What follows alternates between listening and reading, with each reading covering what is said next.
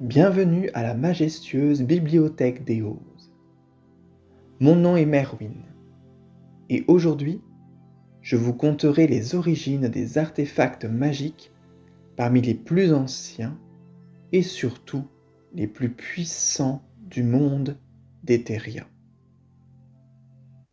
Les reliques d'Albéron Sidor.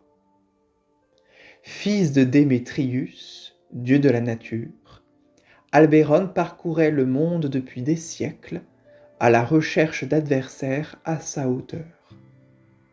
Grâce à ses pouvoirs de demi-dieu, il vainquit tous les champions de chaque planète d'Etheria.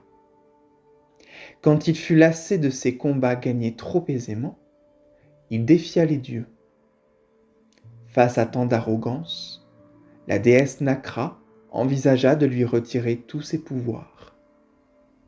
Démétrius, son frère, la supplia de l'épargner. Nakra ne pouvait laisser son neveu s'en sortir à si bon compte. Elle le mit donc au défi de fabriquer une arme capable de tuer un dieu. S'il réussissait, elle l'inviterait à vivre au palais divin.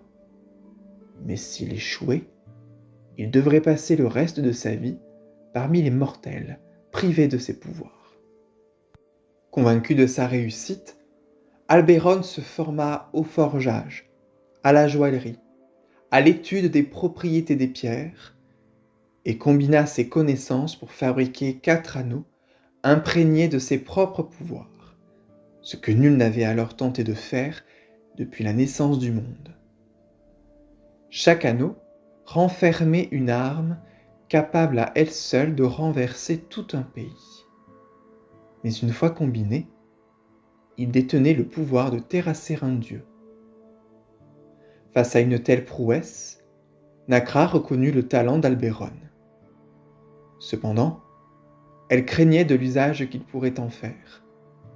C'était trop de pouvoir pour un seul individu. Alors elle dota les anneaux d'une conscience qui leur permettait de choisir avec discernement leur porteur. Démétrius jugea cette mesure encore trop légère. Il connaissait le caractère impétueux de son fils. Les dieux décidèrent finalement de confier les artefacts constellaires, des fées primordiales vivant dans la ceinture astrale qui protégeait le palais divin, telle une muraille. Fou de rage, Albéron forgea en secret 4 autres anneaux. Il en cacha un et se servit des 3 autres pour vaincre les constellaires et reprendre ses biens.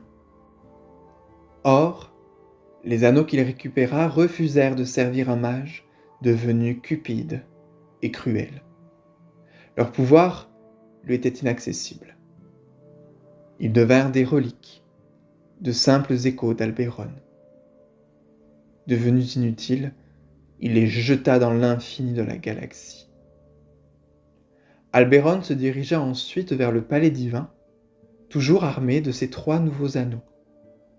Il combattit son père et sa tante, au point de presque les vaincre. La situation semblait désespérée, jusqu'à l'apparition de la mère des dieux, Luminaria.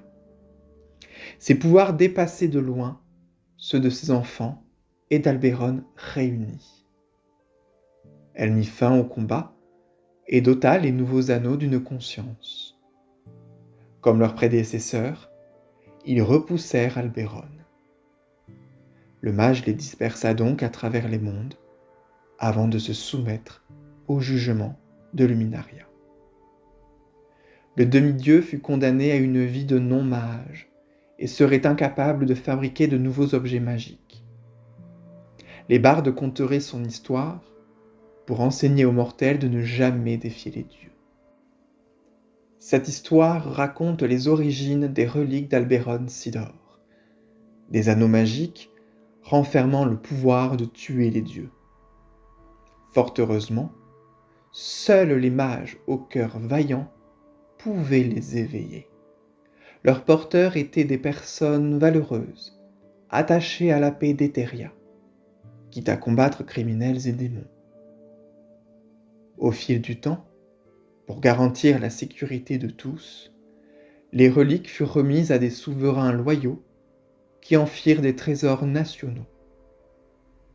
Cependant, il était une relique qui avait été épargnée par le sort de conscience, celle qu'Albéron avait cachée.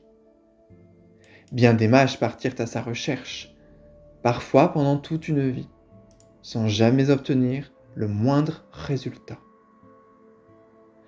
Qui donc convoite le plus ardemment ces anneaux? Je vous le conterai la prochaine fois que vous franchirez les portes de la majestueuse bibliothèque des Roses. Je vous remercie de m'avoir écouté et vous dis à très bientôt.